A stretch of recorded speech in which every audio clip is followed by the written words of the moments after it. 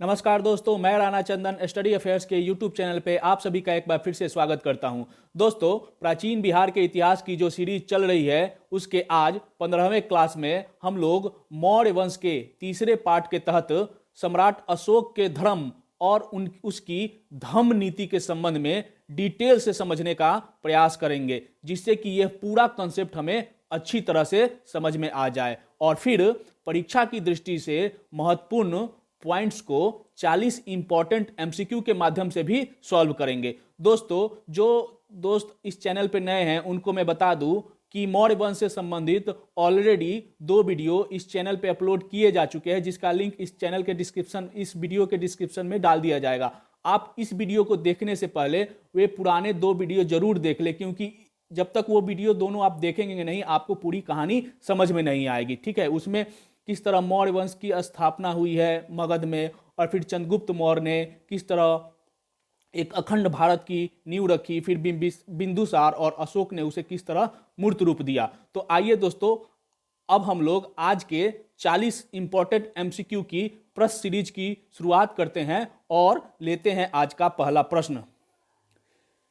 पहला प्रश्न है, तृतीय बौद्ध संगति का आयोजन हुआ था। ऑप्शन है आपके सामने, अशोक के शासनकाल में, अजातशत्रु के शासनकाल में, कालाशोक के शासनकाल में, कनिष्क के शासनकाल में। पांचवा ऑप्शन है, उपरोक्त में से कोई नहीं, उपरोक्त में से एक से अधिक। तो इसका सही उत्तर है दोस्तों ऑप्शन ए, यानी अशोक के शासनकाल में। और आप लोगों ने अगर हमारा बौद्ध धर्म से संबंधित वीडियो देखा होगा तो आपको ये सारी चीजें याद होगी। अब हम लोग व्याख्या में देख लेते हैं। दोस्तों, मैं बार बार दोहराता हूं कि मेरे वीडियो की जो व्याख्या होती है वो काफी इंपॉर्टेंट होती है। उसको आप 2 से 3 बार इत्मीनान से सुनने का प्रयास करिएगा। आपने इसको अगर अच्छी तरह से सुन लिया तो पूरी कहानी आपको समझ में आ जाएगी, आपका पूरा कंसेप्ट क्लियर हो जाएगा। फिर एग्जाम में आप काफी अच्छा परफॉर्मेंस दे सकते हैं। और इस वीडियो में भी आगे के प्रश्न यहीं से पूछे जाते हैं। ठीक है, अब व्याख्या में हम लोग देख लेते हैं। अशोक की गृह और विदेश नीति बौद्ध धर्म के आदर्श से प्रेरित थी। पिछले वीडियो में हम लोगों ने अशोक के प्रारंभिक जो शुरुआती जो वर्ष थे उसको हम लोगों ने देख लिया है, समझ लिया है वीडियो के माध्यम से। अब आगे बढ़ते हैं। सिंहली अनुश्रुतियों, जो कि बौद्ध धर्म की अनुश्रुतियां है, सिंहली अनुश्रुतियों दीपवंश एवं महावंश से ही यह पता चलता है कि अशोक ने बौद्धों का तीसरा सम्मेलन यानी तीसरा बौद्ध संगीति 251 ईसा पूर्व में पाटलिपुत्रा में आयोजित किया। इस संगीति की अध्यक्षता मोगलीपुत्र तीस ने की। तृतीय संगीति के दौरान ही बौद्ध साहित्य अभिधम्म पिटक का संकलन हुआ था। अगर आपको बौद्ध धर्म का मेरा वीडियो नहीं देखे होंगे तो दोस्तों इस वीडियो के डिस्क्रिप्शन में है, आप उसे भी देख लीजिएगा।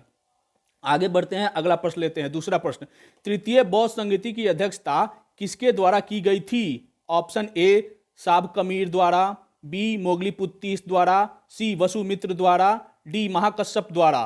पांचवा ऑप्शन है ई, उपरोक्त में से कोई नहीं या उपरोक्त में से एक से अधिक। तो पहले वीडियो के व्याख्या में हम लोगों ने इसे देख लिया है कि तृतीय बौद्ध संगीति की अध्यक्षता मोगलीपुत्र तीस द्वारा की गई थी। तो इसलिए सही उत्तर होगा इसका option B. Next question, Ashok के शासनकाल में तृतीय बौद्ध संगीति का आयोजन कब हुआ था? ऑप्शन है आपके सामने, 483 ईसा पूर्व में, 383 ईसा पूर्व में, 251 ईसा पूर्व में, 102 ईस्वी में। तो इसका सही उत्तर हो जाएगा दोस्तों ऑप्शन सी, 251 ईसा पूर्व में। और पहले प्रश्न के व्याख्या में इन सारे प्रश्नों के उत्तर सम्मिलित थे।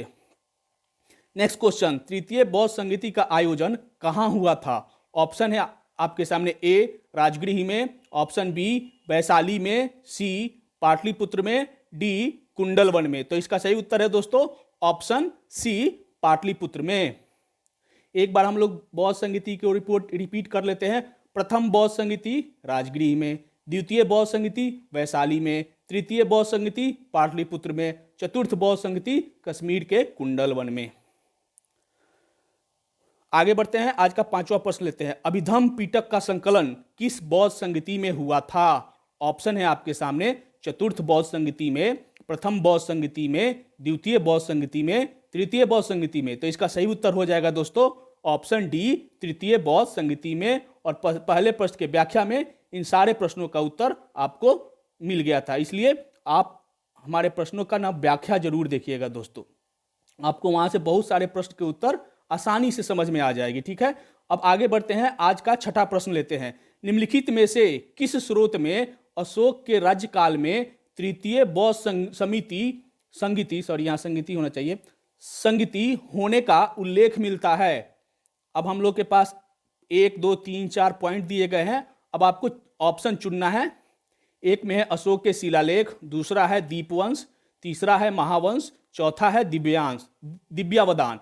नीचे दिए गए कूट से सही उत्तर चुनिए। आपको राइट साइड में कूट दिखेगा। ऑप्शन ए है ए एवं बी दोनों से, बी ऑप्शन है 2 और 3 से, सी ऑप्शन है 3 एवं 4 से, डी ऑप्शन है 1 और 4 से। तो पहले प्रश्न के व्याख्या में आपने सुना होगा कि सिंहली अनुश्रुतियों दीपवंश एवं महावंश से ही पता चलता है कि तृतीय बौद्ध संगीति का आयोजन अशोक ने करवाया था पाटलिपुत्र में 251 ईसा पूर्व में। तो सही उत्तर हो जाएगा दोस्तों दीपवंश एवं महावंश। और यह किस ऑप्शन में है? 2 और 3, यानी इसका सही उत्तर होगा दोस्तों ऑप्शन बी। सॉरी, बी होगा इसका आंसर। यहां पे गलती से सी हो गया है, इसका आंसर होगा बी, दीपवंश और महावंश। ठीक, ये गलत है, सी आंसर नहीं है इसका। आगे बढ़ते हैं, अगला प्रश्न लेते हैं। अशोक ने अपनी प्रजा के नैतिक उत्थान के लिए जिन नियमों की संहिता प्रस्तुत की थी उसे उसके अभिलेखों में क्या कहा गया है? ऑप्शन है आपके सामने बुद्ध, धम्म, संघ, नियम। तो इसका सही उत्तर हो जाएगा दोस्तों ऑप्शन बी, धम्म कहा गया है। अब हम लोग व्याख्या में देख लेते हैं अशोक का धम्म। ठीक है, अशोक ने अपनी प्रजा के नैतिक उत्थान के लिए जिन नियमों की संहिता प्रस्तुत की उसे उसके अभिलेखों में, किसके? अशोक के अभिलेखों में धम्म कहा गया है। धम्म संस्कृत शब्द धर्म का ही प्राकृत रूप है। संस्कृत का जो धर्म है उसका प्राकृत रूप क्या है? धम्म। अशोक के धम्म की परिभाषा राहुलोवाद सूत्र में से ली गई है। धम्म की परिभाषा कहां से ली गई है? तो बौद्ध ग्रंथ राहुलोवाद सूत्र से ली गई है। स्वयं नियंत्रण अशोक की धम्म नीति का मूल सिद्धांत है। अशोक की जो धम्म नीति थी उसका मूल सिद्धांत क्या है? स्वयं नियंत्रण। और धम्म का जो संस्कृत के धर्म का प्राकृतिक रूप ही है धम्म। ठीक है, आगे बढ़ते हैं, अगला प्रश्न लेते हैं। धम्म संस्कृत के किस शब्द से का ही प्राकृतिक रूप है? ऑप्शन है आपके सामने धर्म, संस्था, वेद, निधि। तो इसका सही उत्तर हो जाएगा दोस्तों ऑप्शन ए, यानी धर्म। धर्म का, संस्कृत का शब्द धर्म का प्राकृतिक शब्द है धम्म, और यही से अशोक ने धम्म नीति अपनाई है।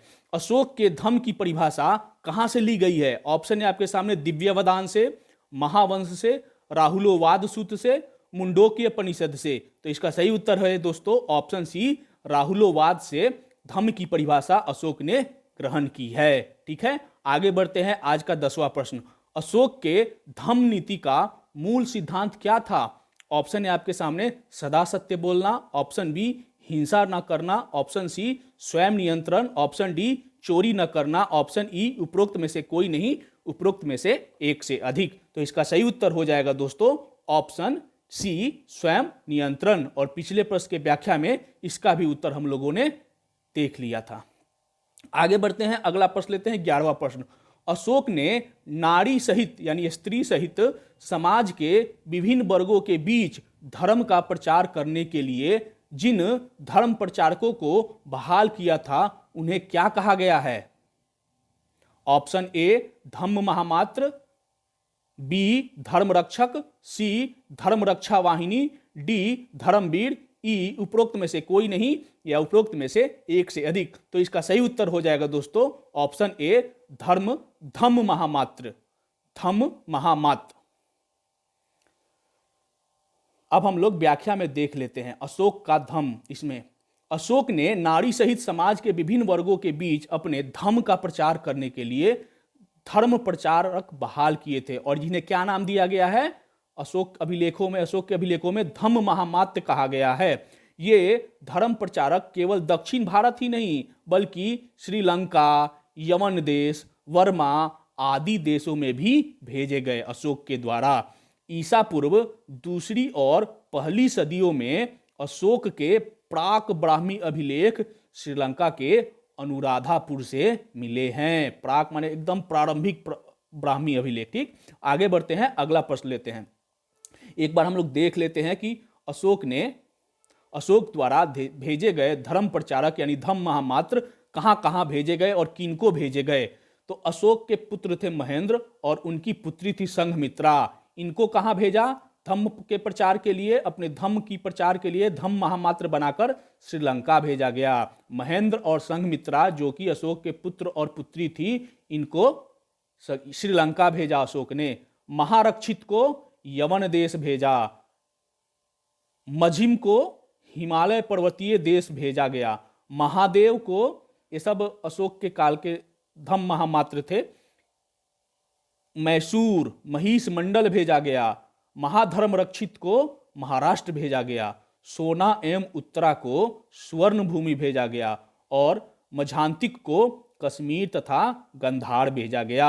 आप इसको 1 से 2 बार याद करिएगा, याद हो जाएगा। महेंद्र तथा संघमित्रा श्रीलंका, महारक्षित यवन देश और महाधर्म रक्षित महाराष्ट्र, सोना और उत्तरा स्वर्ण भूमि, मझिम हिमालय पर्वतीय देश। 1 से 2 बार आप अपने मन में मनन करिएगा, ये सारे पॉइंट्स याद हो जाएंगे।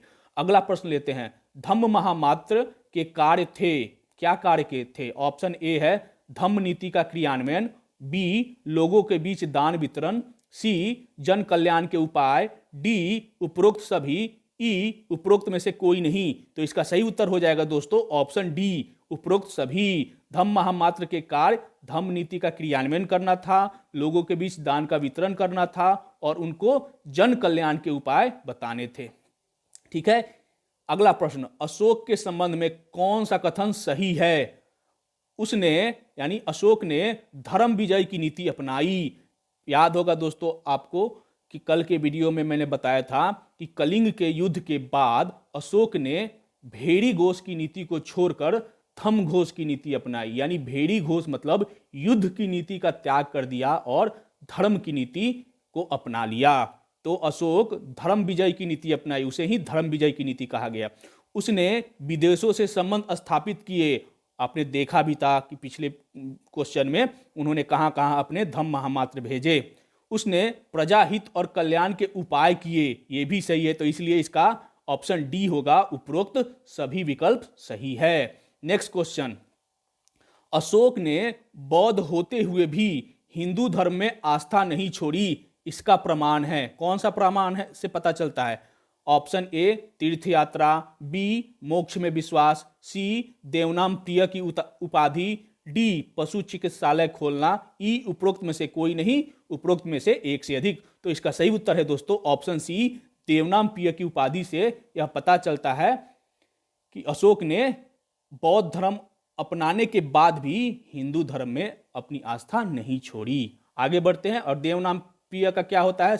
ईश्वर को प्यारा, जो देखने में सुंदर, प्रियदसी, देवनाम प्रिय प्रियदसी।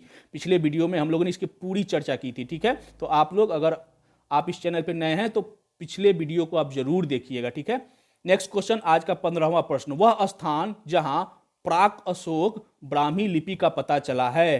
पिछले प्रश्न के व्याख्या में हम लोग ने इसकी चर्चा कर ली है। ऑप्शन है आपके सामने, नागार्जुन कोंडा, अनुराधापुर, ब्रह्मगिरी, मास्की। तो इसका सही उत्तर हो जाएगा दोस्तों ऑप्शन बी, अनुराधापुर, जो कि वर्तमान श्रीलंका में है।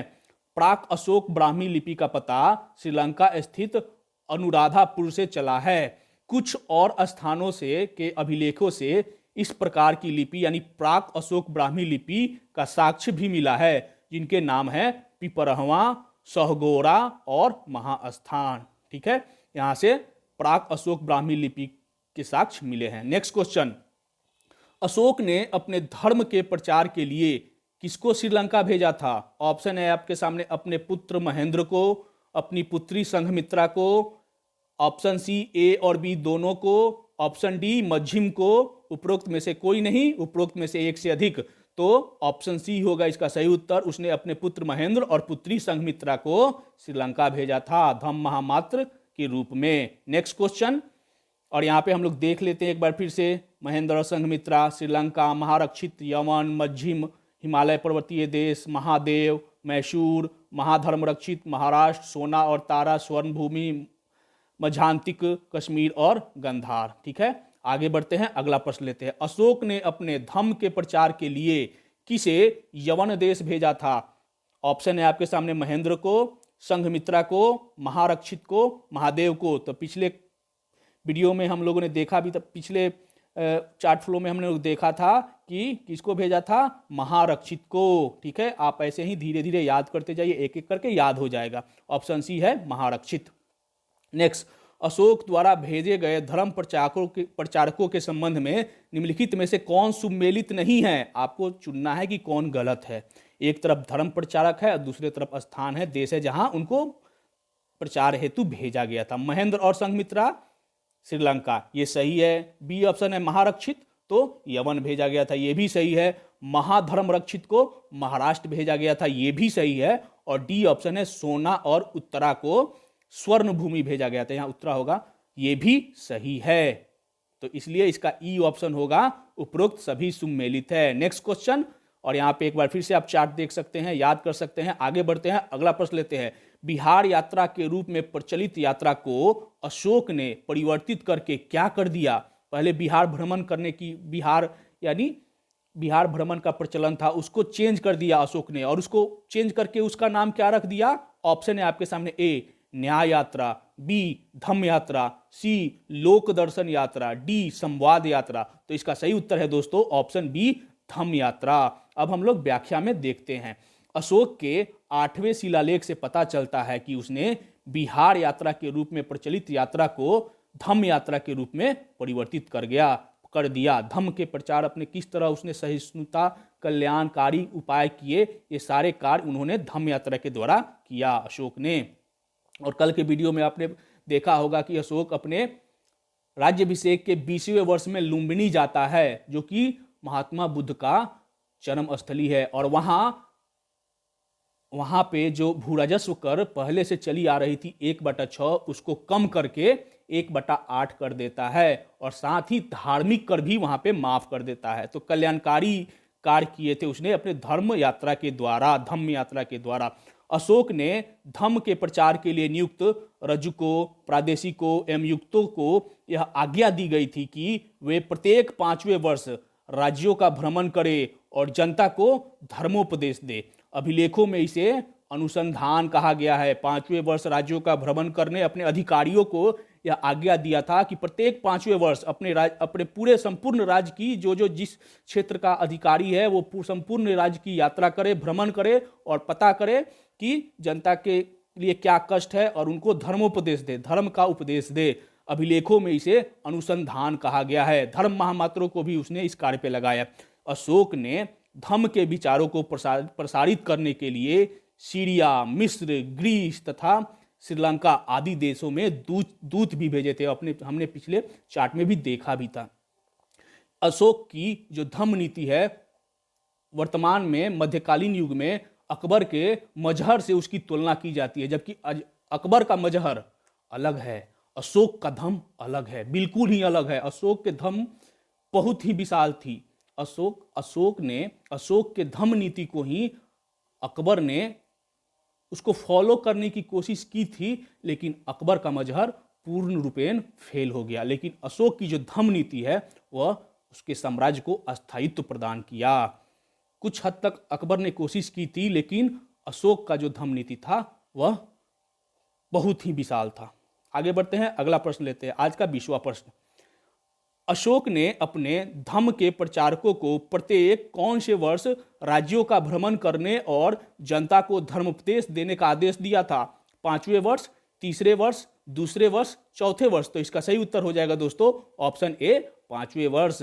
नेक्स्ट क्वेश्चन, अशोक द्वारा धम्म के प्रचार के लिए नियुक्त अधिकारियों को प्रत्येक 5वें वर्ष जो धम्म यात्रा करने का आदेश दिया गया था उसे अभिलेखों में क्या कहा गया है? ऑप्शन है आपके सामने, संगोष्ठी, अनुसंधान, धर्मोपदेश यात्रा, विहार यात्रा। तो इसका सही उत्तर है दोस्तों, पिछले प्रश्न के व्याख्या में हम लोग ने इसकी चर्चा कर ली है, उसको अनुसंधान कहा गया है। ठीक है, आगे बढ़ते हैं, अगला प्रश्न लेते हैं। निम्नलिखित मौर्य शासक बौद्ध धर्म के अनुयायी थे। आपको 4 नाम दिए गए हैं मौर्य वंश के शासकों के। अब आपको पता करना है कि बौद्ध धर्म के अनुयायी कौन कौन थे। तो पिछले 2 वीडियो अगर आप लोगों ने मेरा देखा होगा तो आप आसानी से बता सकते हैं। 1 में है चंद्रगुप्त मौर्य, 2 में है अशोक, 3 में है बिंदुसार, 4 में है दशरथ। सही उत्तर चुनना है कि बौद्ध धर्म के अनुयायी कौन कौन थे। आपने पहला वीडियो अगर देखा होगा तो आपको पता होगा, याद होगा कि चंद्रगुप्त मौर्य जैन धर्म का अनुयायी था। ठीक। दूसरा वीडियो, कल का वीडियो देखा होगा तो आपको पता याद होगा कि बिंदुसार आजीवक संप्रदाय का अनुयायी था। अब बच गए अशोक और दशरथ। तो अशोक भी बौद्ध धर्म का अनुयायी था, आपने अभी तक पता चल भी गया। और दशरथ जो अशोक का पौत्र था वो भी बौद्ध धर्म का अनुयायी था। इसलिए इसका सही उत्तर हो जाएगा दोस्तों ऑप्शन डी, यानी 2 एवं 4। ठीक है, आगे बढ़ते हैं, एक बार देख लेते हैं व्याख्या। मौर्य शासकों अशोक और उसका पौत्र दशरथ बौद्ध धर्म के अनुयायी थे। दशरथ भी अशोक की तरह देवनाम प्रिय की उपाधि धारण करता था। देवनाम प्रिय प्रियदर्शी अशोक को ने अपने लेखों में ऐसा अपने लेखों में लिखवाया है खुद को।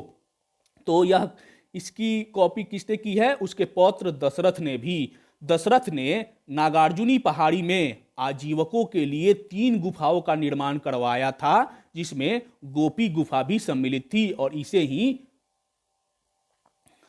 गुहा लेख के बारे में से कहा जाता है। आपने कल के वीडियो में देखा होगा कि अशोक ने गया के बराबर की पहाड़ियों में आजीवकों के रहने के लिए गुफाओं का निर्माण कराया था। 4 गुफाओं का निर्माण कराया था। उसी तरह दशरथ भी नागार्जुनी पहाड़ी में आजीवक संप्रदाय के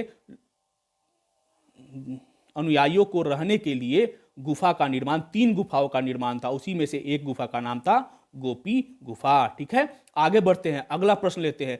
नागार्जुनी की पहाड़ियों में प्रसिद्ध गोपी गुफा का निर्माण किसने करवाया था? अशोक ने, चंद्रगुप्त मौर्य ने, बिंदुसार ने, दशरथ ने? तो इसका सही उत्तर हो जाएगा दोस्तों ऑप्शन डी, दशरथ ने। और अशोक ने बराबर की पहाड़ियों में आजीवकों के रहने के लिए गुफा का निर्माण, 4 गुफाओं का निर्माण करवाया था बराबर की पहाड़ियों में। और नागार्जुनी की पहाड़ियों में दशरथ ने 3 गुफाओं का निर्माण कराया था। ठीक है, हम लोग रिपीट करते जाएंगे, इस तरह रिपीट करेंगे ना कि बड़ा बड़ा क्वेश्चन भी आपको काफी आसानी से याद हो जाएगा।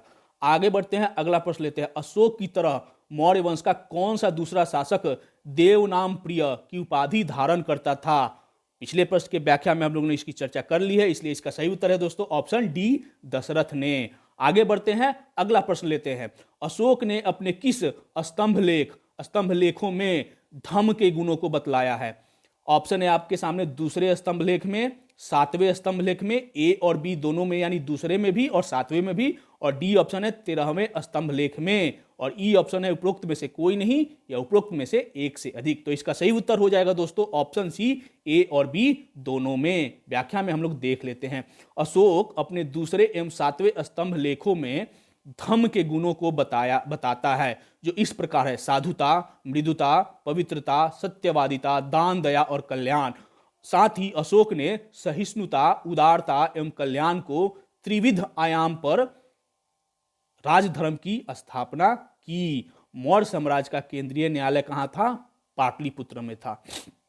ठीक है, आगे बढ़ते हैं, अगला प्रश्न लेते हैं। किसने सहिष्णुता, उदारता और करुणा के त्रिविध आयाम आधार पर राजधर्म की स्थापना की? तो इसका सही उत्तर हो जाएगा दोस्तों अशोक ने। अगला प्रश्न लेते हैं।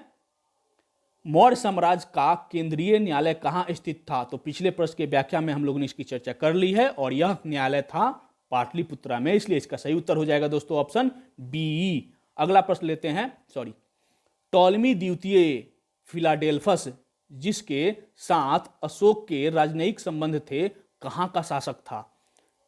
कल के वीडियो के व्याख्या में हम लोगों ने इसकी चर्चा की थी, कुछ हम लोगों ने चर्चा भी की थी।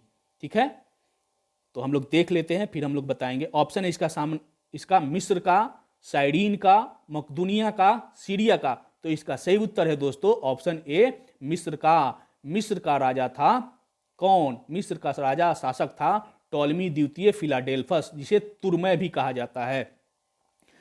टॉलमी द्वितीय फिलाडेल्फस मिस्र का राजा था और इसके राजनयिक संबंध थे अशोक के साथ। ठीक है, आगे बढ़ते हैं, व्याख्या देख लेते हैं। अशोक का यवन संबंध, ये सारे यवन देश के राजा थे। मौर्य शासक अशोक के 13वें शिलालेख से यह ज्ञात होता है कि अशोक के 5 यवन राजाओं के साथ मैत्रीपूर्ण संबंध थे। अब यवन में कौन कौन से देश आते हैं? आपने सीरिया, मिस्र, मैसेडोनिया या यूनान, ये सारे जो देश है ना, ये यवन में आते हैं, उस समय के यवन में। ठीक, यमन भी हो जाएगा उसमें। अब देखते हैं कौन कौन से 5 शासक थे, कौन कौन से 5 देश थे जहाँ के यवन देश थे, जहाँ पे अशोक के राजनयिक संबंध थे। एक तो सीरिया, सीरिया के शासक एंटीओकस द्वितीय।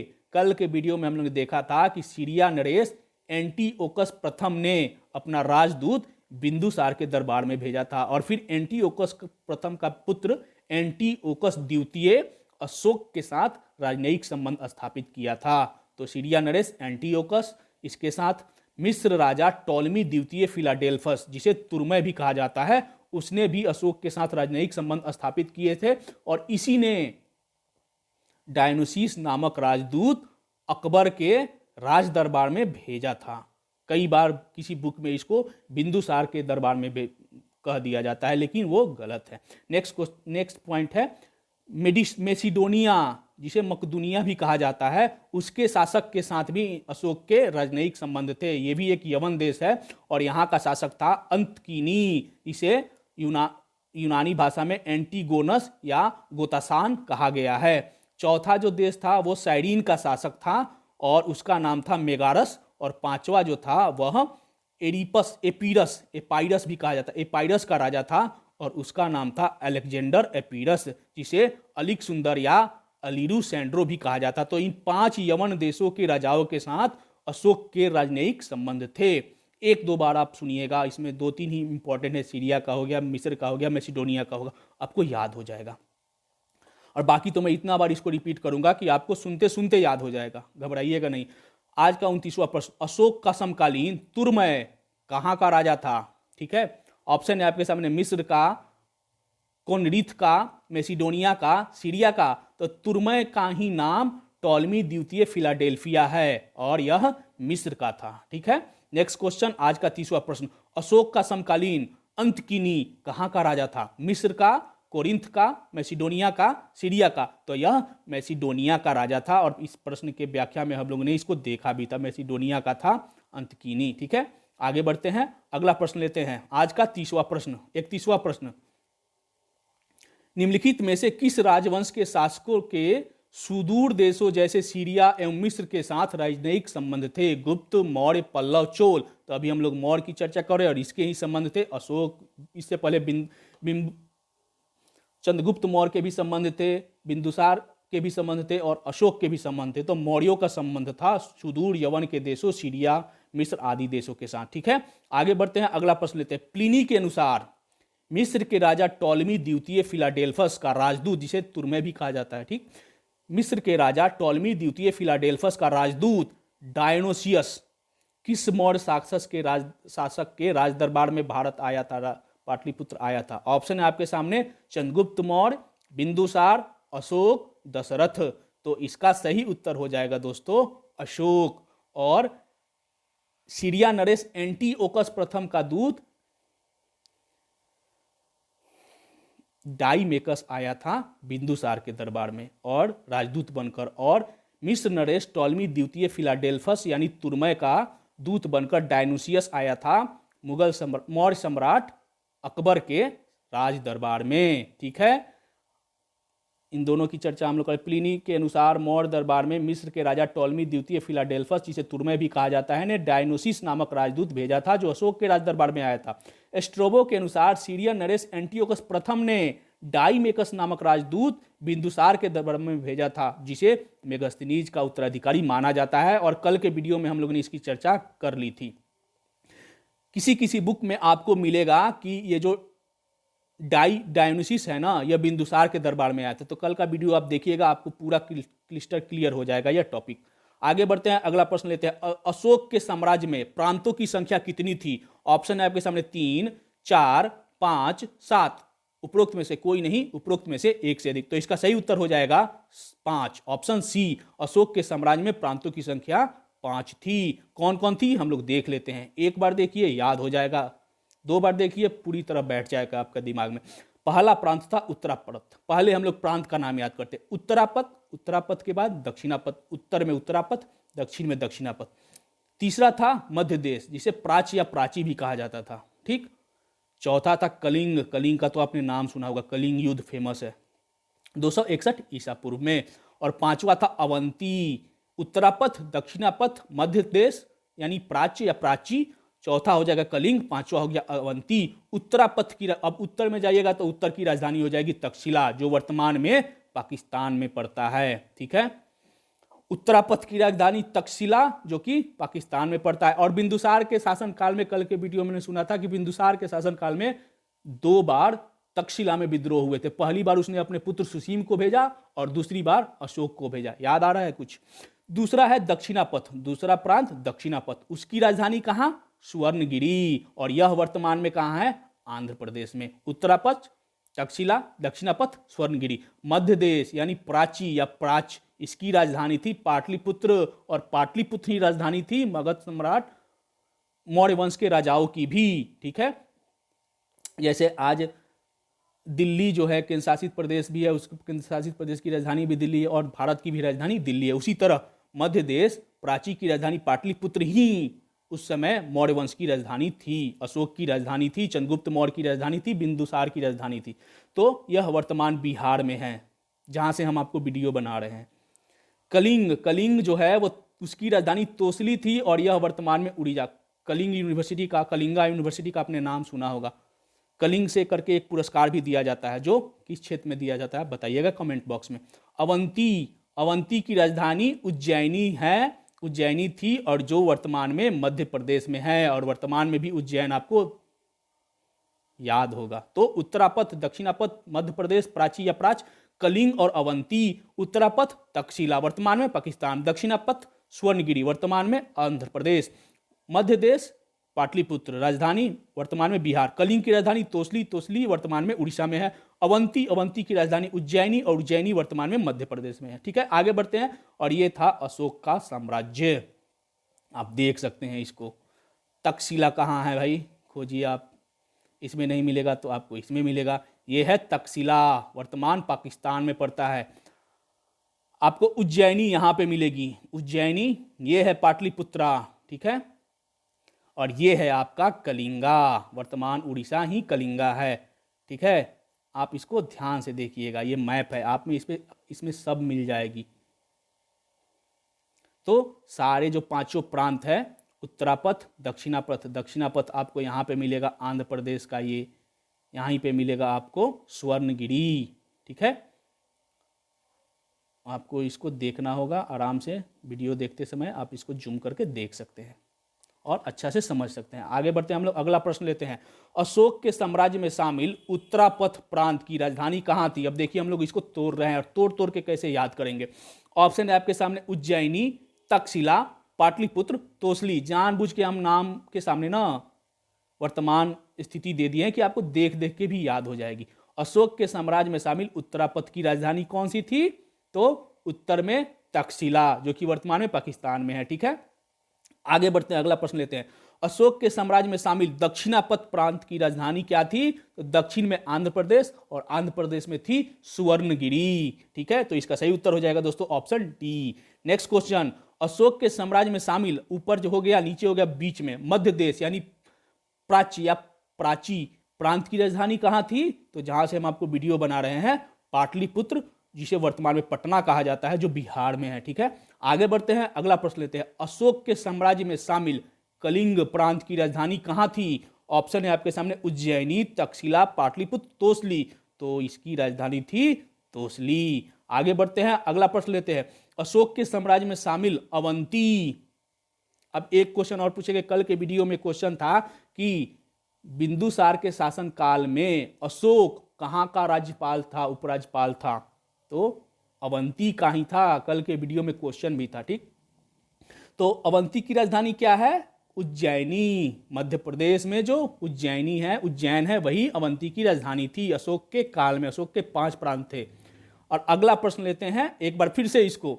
अशोक कालीन प्रांत तथा उसकी राजधानी के संबंध में निम्नलिखित में से कौन सुमेलित है? प्रांत दिया गया है, राजधानी देख उत्तरापथ, राजधानी तक्षशिला, ए सही है। बी है अवंती, राजधानी उज्जैनी, बी भी सही है। सी है कलिंग, इसकी राजधानी तोसली, सी भी सही है। डी है दक्षिणापथ, इसकी राजधानी स्वर्णगिरी, और ये भी सही है। इसलिए इसका सही उत्तर हो जाएगा दोस्तों ऑप्शन ई। और ई में भी कौन सा?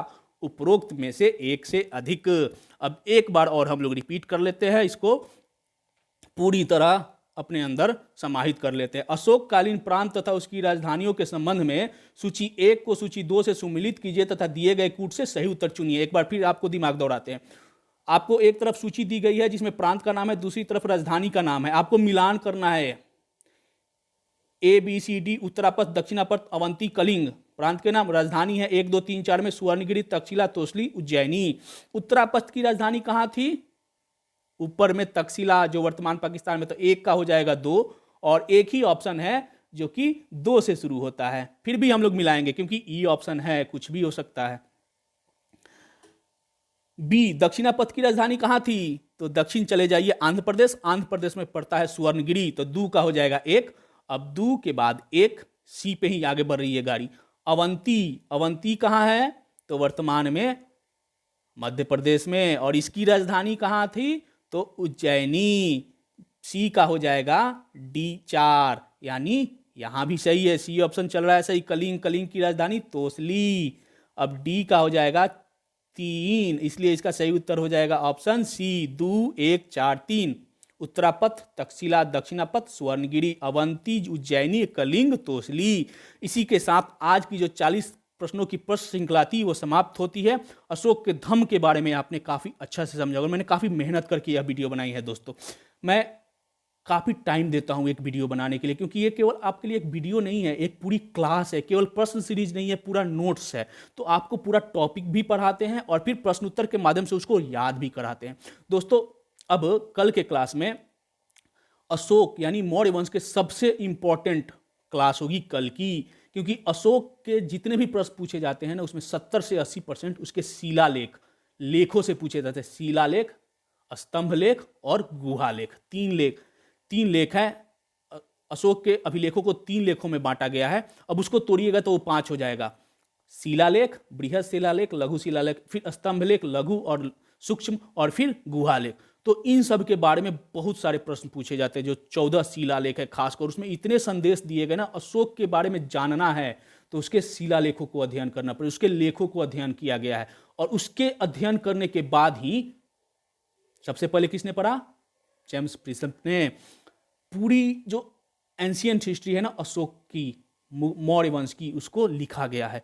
तो कल का जो वीडियो होगा वो काफ़ी इंपॉर्टेंट होगा। एक वीडियो कल आएगी पूरी तरह अशोक के शिलालेखों पर। अशोक के जो शिलालेख है, स्तंभ लेख है या गुहा लेख, उससे रिलेटेड होगा।